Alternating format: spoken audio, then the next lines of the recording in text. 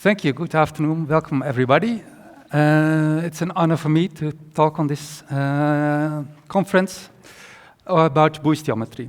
I will present myself a little bit later. So this is a spoiler. My presentation will contain a lot of code, and it is all about tags, about traits, and about concepts. In the code itself, you see the Copilot indications that help me guiding through the slides, in case I forgot something. And here, it's also about geometry, of course. So I don't see the page number myself, but the slides are numbered. So if you have questions at the end, and they are about a specific page, you can remember the page number. So we will begin with the what. What is Boost.Geometry exactly?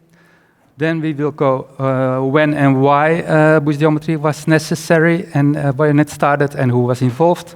And then a big part of the library is how to use it, but mainly how to design such a library. And the talk will end with some questions and discussions if there are. So first, about what is Boost.Geometry. Boost.Geometry is mainly a collection of free functions, and free functions are stateless, and therefore they are thread safe, and the usage is as simple as possible for the user. The complexity is behind the screens, and it works for any type, so it's concept-based. Here below you see already you see the tuple. In this case, the tuple represents a point, so it is very simple, A and B. And the namespaces, Boost, Geometry, and the function called distance, A and B. Result is D. This is, of course, as simple as it can be, and that's on purpose. The user doesn't see the templates here. So what's Boost.Geometry more? Boost.Geometry is, of course, a member of the well-known Boost library collection, which is open source and peer-reviewed. Because it's peer-reviewed, its quality is a little bit higher. Many Boost libraries find their way, or have found their way, into the standard library. It's one step to heaven, stated like that. For example, tuple is now a standard library. File system, C++17, any variant, optional, all part of the standard library.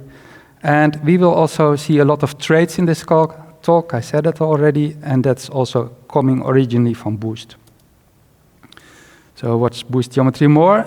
It's header only, so no need to link it. It just compiles. It has a stable interface, so since it became part of Boost, the interface didn't change. And it has static polymorphism. That means no virtual function calls, or hardly. All polymorphism is done by template metaprogramming, and therefore it's fast. There is no overhead for function calls. All functions are, in general, inlined. And it is C++14. How that will work with concepts, we will see that later. What is Boost.Geometry more? These parts I will not discuss in this presentation by just calling them. There is a spatial index, which is not a free function, but an object. You can add geometries and find them back with an R tree. There is cable SVG. There's also an object. You can add geometries and you get an SVG map back. And there are a lot of projections. So Boost.Geometry is often used for GIS. And we converted Proj 4 to Boost.Geometry to let them be concept-based. And yeah, that's all lovely. When and why and who. So the when and why, I started working at Giodan in '94, and then we needed such a library ourselves. So that was the first incarnation of this geometry library. It was not called Boost.Geometry, it was called GEHRELS, Geographic Library, in '94. And with my teammates, we developed it and maintained it. And in 2009, we refactored it a bit. I refactored it a bit, and I proposed to submit it to Boost, which is an ambitious plan. And they liked the idea, but they want to have it concept-based. And it was not concept-based, it was template-based at that time. So Bruno Lalande from the Boost mailing list, not from Duoden, he joined me and he knew a lot about concepts, and we made the library concept-based. And then in 2009, it was accepted. So from 2009 on, a little bit later, it was really part of Boost. We had to finish some documentation. And I was approached by Oracle, MySQL, because they needed a geospatial engine for their MySQL database. And that was also exciting. Some other people joined for that reason. And it's still there, so it's now part of MySQL. Uses Boost.Geometry for spatial queries, such as within or those kind of, which is polygon, point in polygon or something like that. Other people joined as well, and in the meantime, we got Start. We are now one of the top 10 Start Boost libraries, so that's all fine. I work at TomTom now, and also at TomTom, we use the library. I saw that something's not fitting there. Oh, TomTom fits there. On the top left, it doesn't fit. Sorry for that. But anyway, there are also TomTomers here. Welcome. Nice. We use the library also at TomTom. But I still maintain the library, mostly in my free time. So who am I? I was born in something village which was not even in a province, at 4 meters below sea level. So that's, of course, nice to mention that on this conference. And I studied geography, physical geography, at the University of Utrecht.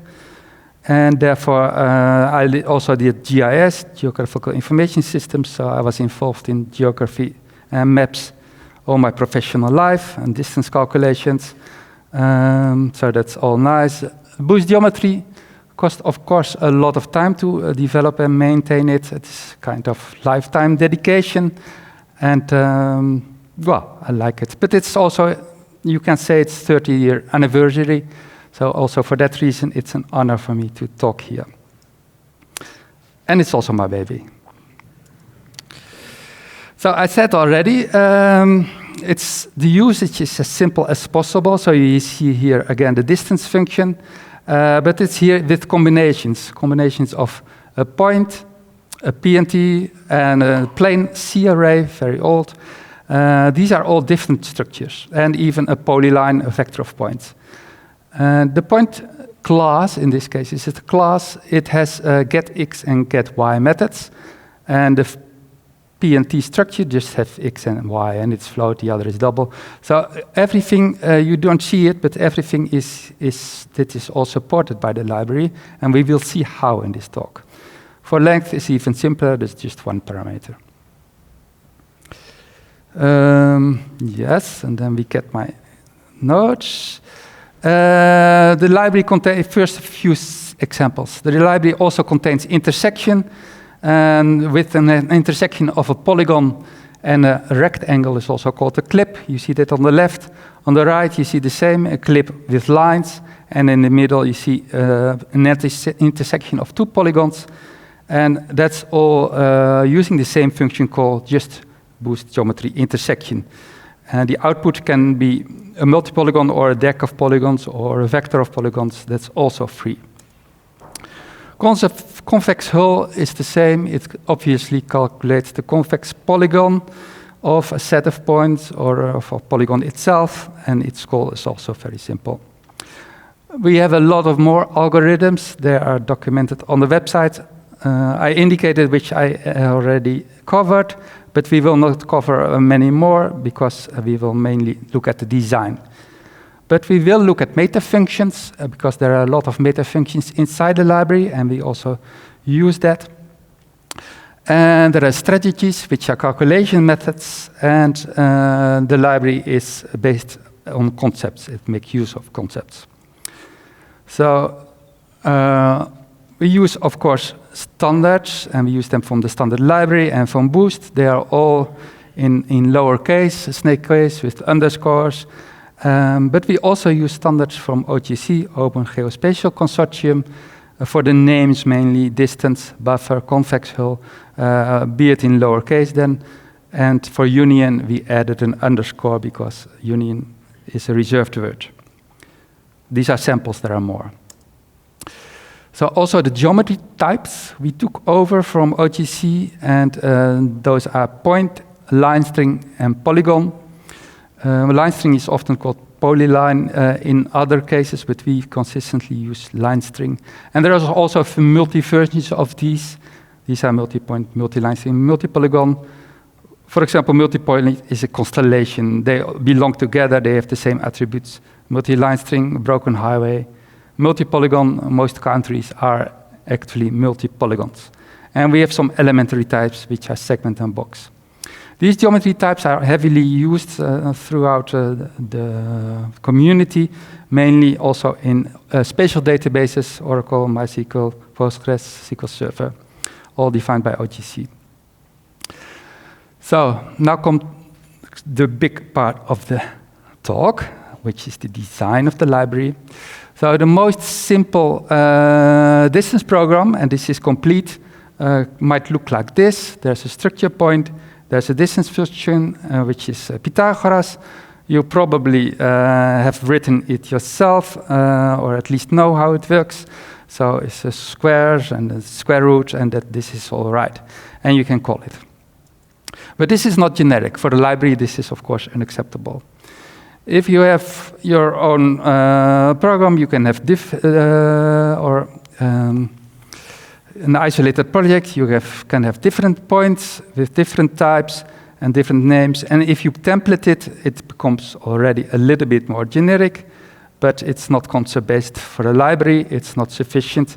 And you see here the x, y. We call here x and y, and, but maybe it's called differently. So this will also not work in a library. The auto makes it also already float and double independent, which is possible now. You can also overload for types. So on the left side, you see cute points or three-dimensional points or a geopoint, which latitude, longitude, again, which we saw this morning as well. And if you have a main program and calling distance from all these things and also from a segment, so a point to a segment, which is a pair of 2 points in this case, then you would expect all correct output. So you can overload them for the types, in some cases still with a template, which might work, or for a cute point, which calls it in a different way, or for three-dimensional, it adds one term and is also correct. Or for distance on latitude, longitude on the Earth, you can also overlay it using the Eversign formula, which is well known for calculations over a sphere. Inside, we use a little bit more complex, but because the Earth is actually not a sphere. But for this presentation, I took this because it's simple and well known. Also with latitude and longitudes, or, oops, one too far, or the distance between a point and a segment, so a pair of points, which uses a lambda to calculate the closest point, which is here the green point on this segment from the red point. Inside it uses 3 other lambdas. That's all nice from 11 on, and it calculates the right distance to that segment. If it's farther away, it also will work, and it will use this point. So yeah, this is the main program, and this is actually what we want in this case. So the distance Amsterdam-Paris is 429 kilometers. This is a nice result.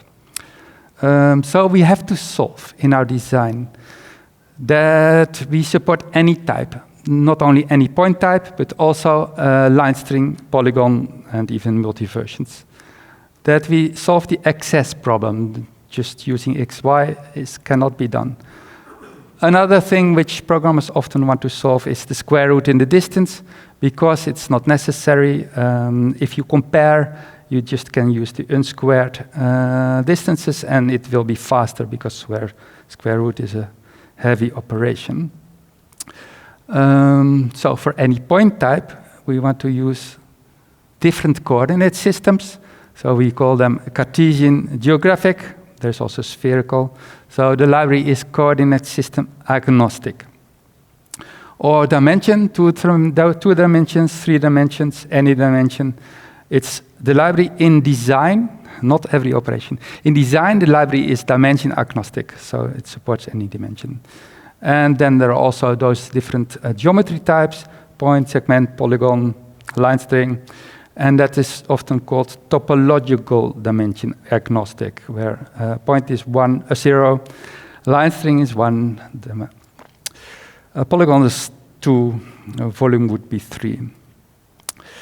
So now about lambdas, another way to maybe solve the design.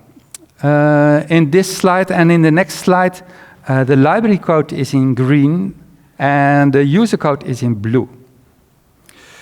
So we split here already the distance in a comparable distance and the distance itself. The comparable distance is also really part of the library. I didn't make it up. But I made up the lambdas. So you could pass lambdas here to get x and y. And the distance function itself passes them, obviously, to the comparable distance function. And the user can call it like that. It's a bit verbose, and it's not, you have to pass it all the time. You can declare the lambda, of course, before, but it's not that nice. There's also one other problem, is, it's there, that I now use 1p, so there is one point type, but the library actually supports 2 different point types here as well, so you would have to pass 4 lambdas. This is possible, but, well, not ideal. Oh yeah, of course. For 3D, it won't work.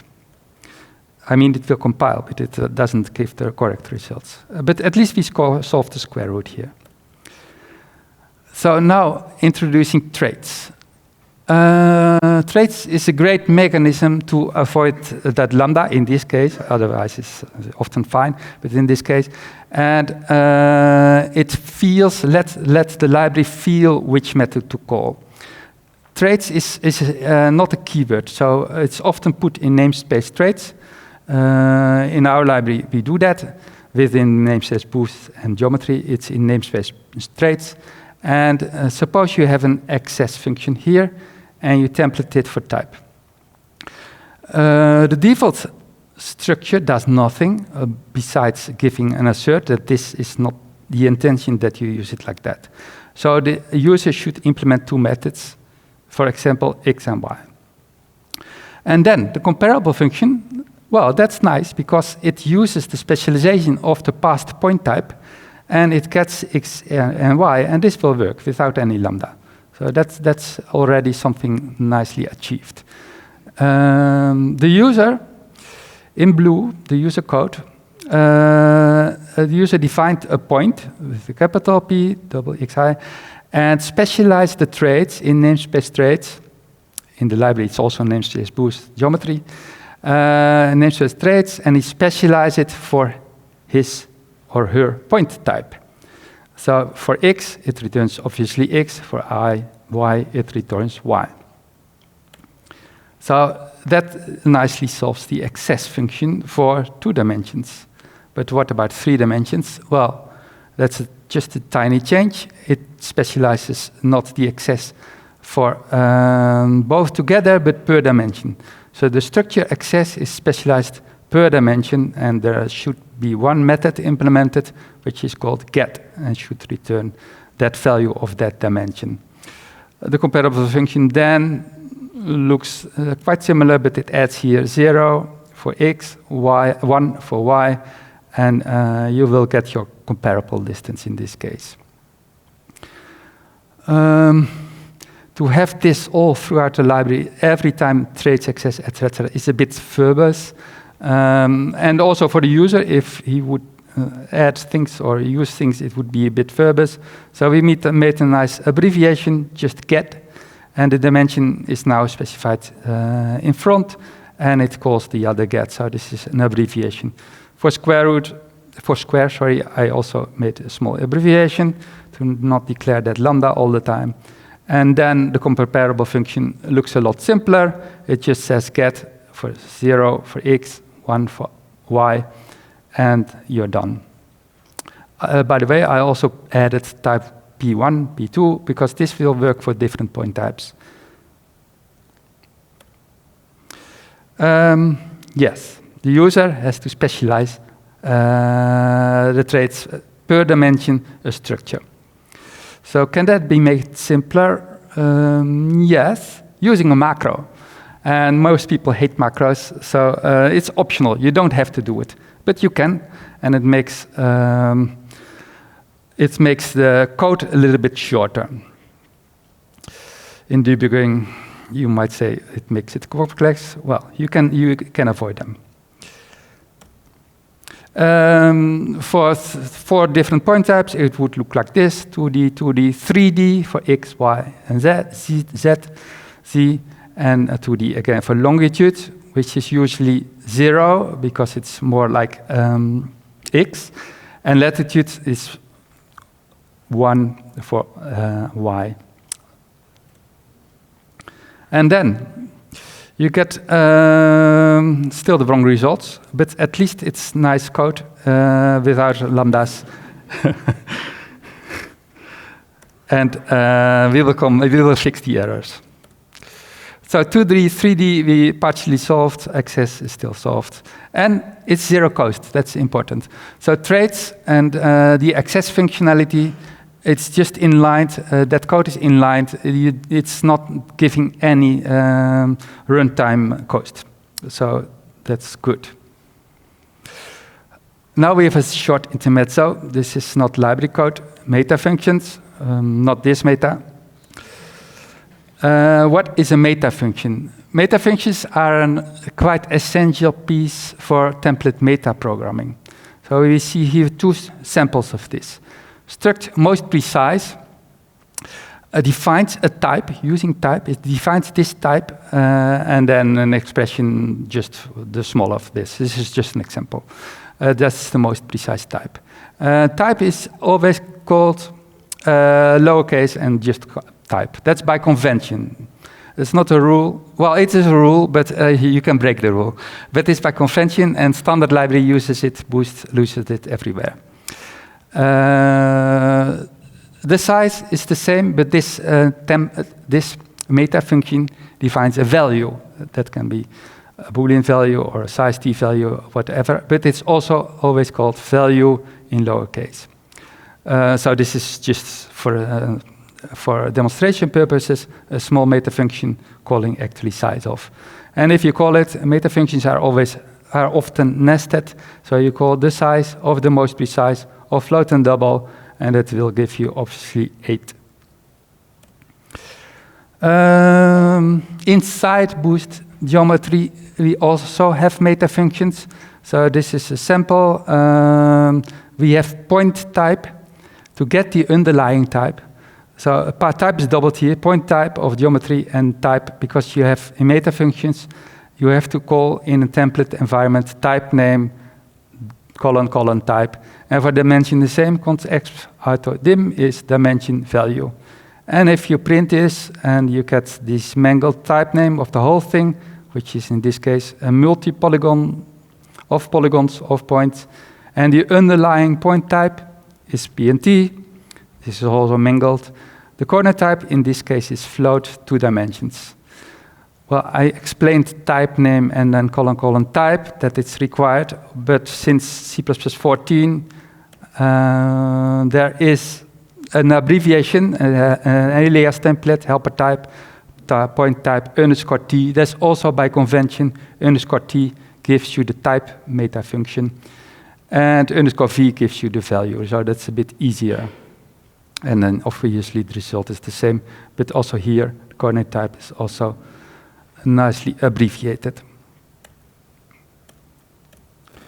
So we now continue with our library design by adding another structure in our traits, and this is this time a meta function, struct dimension. And also here the user has to specify the dimension structure, so their meta function for that type. And here is the abbreviation again.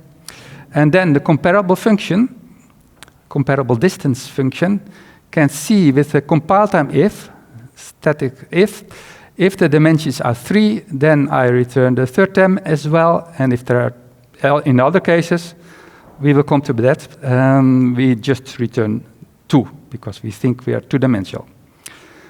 The user has then to specify namespace traits for their point. This is two-dimensional, and for my 3D point, it's three-dimensional. In this case, it's very easy because there are already standard meta functions which contain already the value. They define already the value, and they just justify, I want it for an integer and I want to have it 3. So you don't have to even declare the value. If you use it then,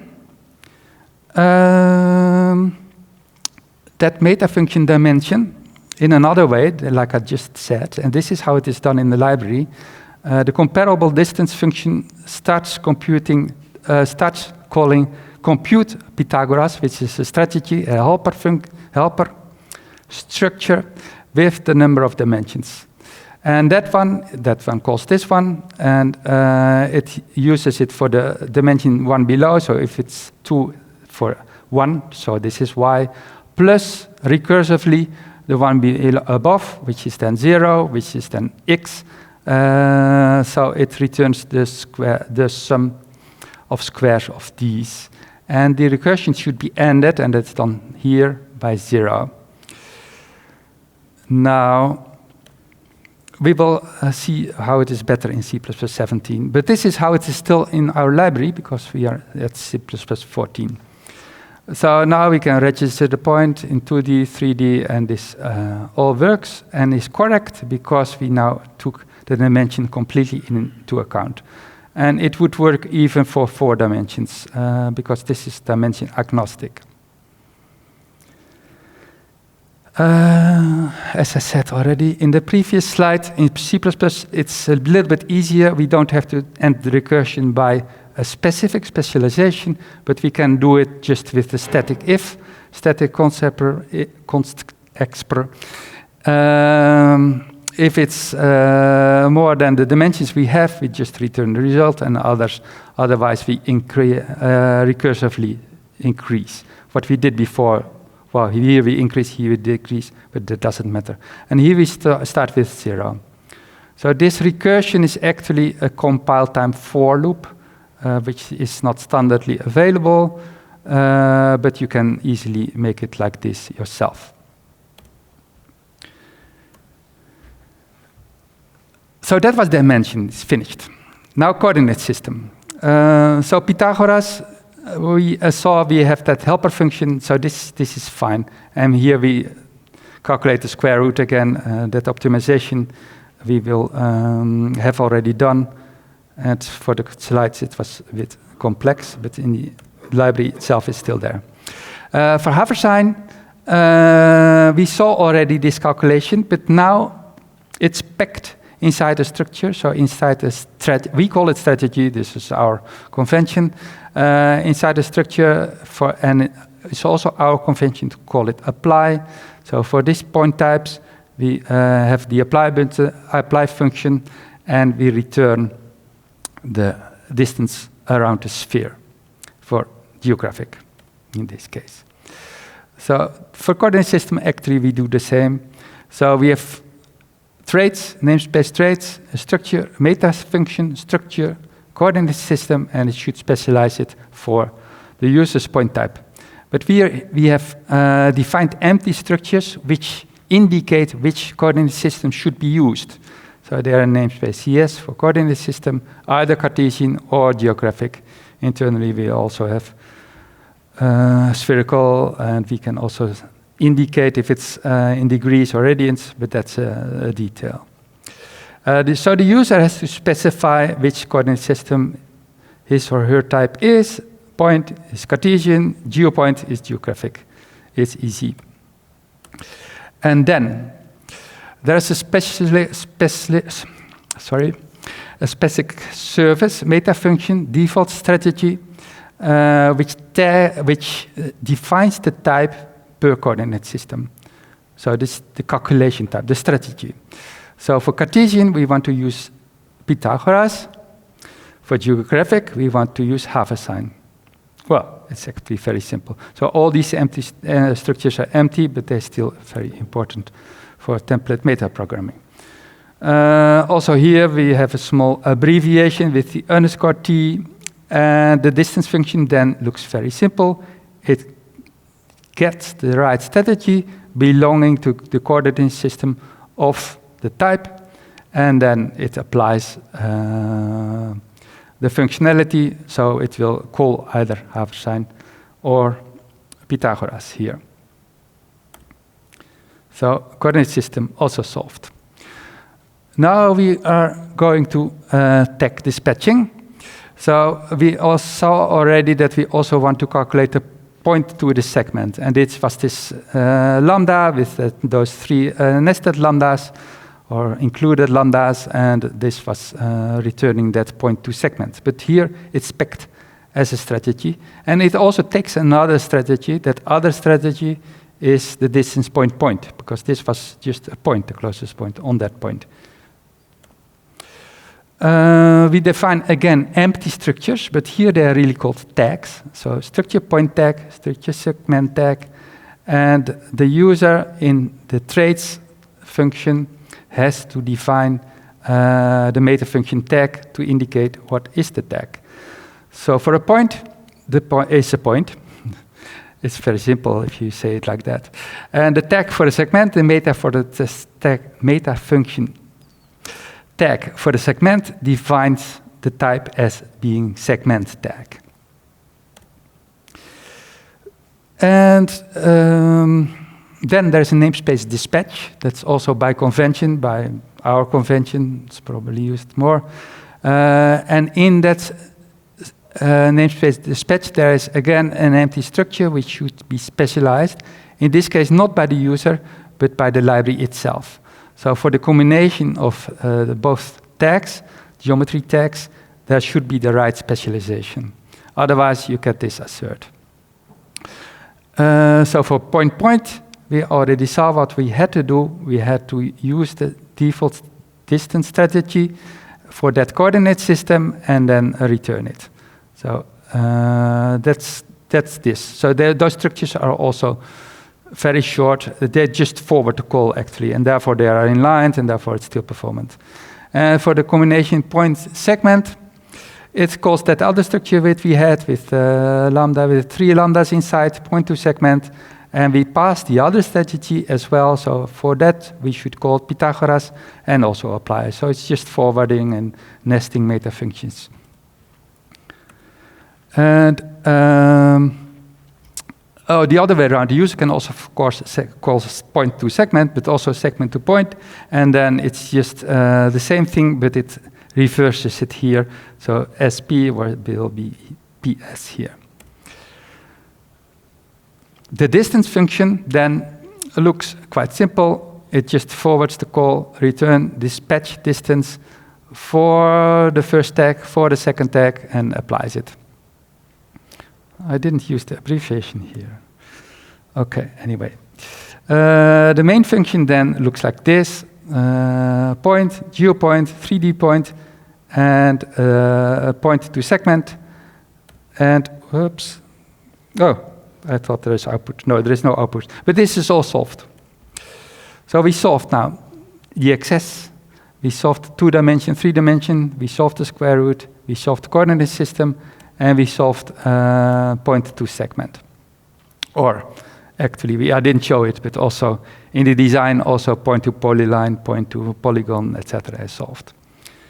So this is a bit a summary of the flow. So you start with calling distance. The user start with calling distance. Then internally, it detects is it point by tag dispatching or point segment. Then this is actually also tag dispatching. By coordinate system, it sees, oh, it's Cartesian or it's geographic. And then in that recursive compile time for loop, it handles for per dimension. And it calls in the end the dimensions by the user's traits class, and it's all zero cost. Of course, the call itself, somewhere, the calculation, sign, of course, costs time. That's not zero cost. But all the template meta program around is zero cost. So this was the second dispatch. Then we use the strategy. Then we have the right strategy, and we call square root, not zero cost. Compute Pythagoras, not zero cost. And the other one calls the other one, so that's easy. What about SVNA? Substitution failure is not an error. You could use that instead of tag dispatching, but it still uses tags. So I will not go into detail into this, but you see already how it works. Either it uses this and throws this out if there are 2 points. If there are points in a segment, it uses this and throws this out. So this will all work. However, it's a bit more verbose than text dispatching, and we started the C++ 03. We didn't have enable if yet. There was Boost enable if, but it was not as good as it is now. So in the end, we switched to text dispatching already very early, and we were quite happy with that. But this is also a possibility. And it still uses tags. So in this case, it would still use tags because it has to enable on something, and that something is often a tag. So it's either this tag dispatching or SVNA. Well, you can mix it as well. The tags are not gone, and we now go to concepts. So what about concepts?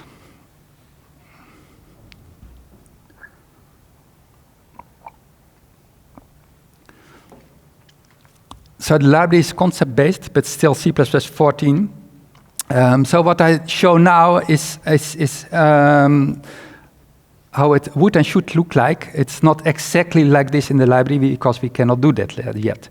But it all works in the same way, and the design will be simpler.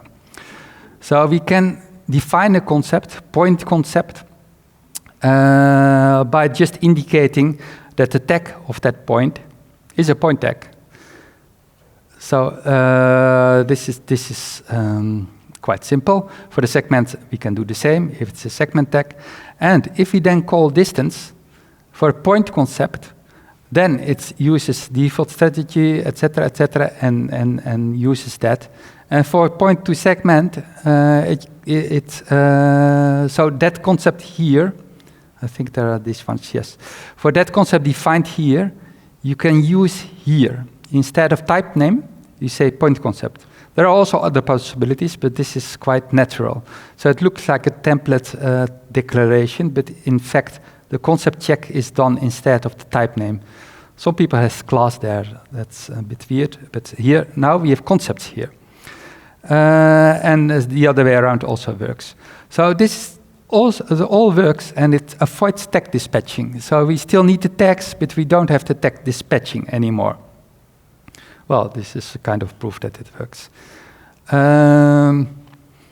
If we go further, we can say the point Cartesian concept is if it's a concept, a point concept, and if the coordinate system is the same as Cartesian. So this is actually the same because I said already it's like tag dispatching, but it's called coordinate system. For geographic, it's the same. If the coordinate system is geographic, then it follows this concept. And then you can also dispatch like that. So you don't need those default service strategy specialization and meta functions anymore. That's all. This is actually everything. So here it knows it's Cartesian. So return me Pythagoras. It's not geographic. So return me sign. So this is very nice. This is dispatch by concept. That is not possible in C++ 14 concepts we use. This is really C++ 20. So no services are not necessary, dispatch is not necessary. Apart from that, concepts are well known to check traits and for their error messaging. So if you have, say, this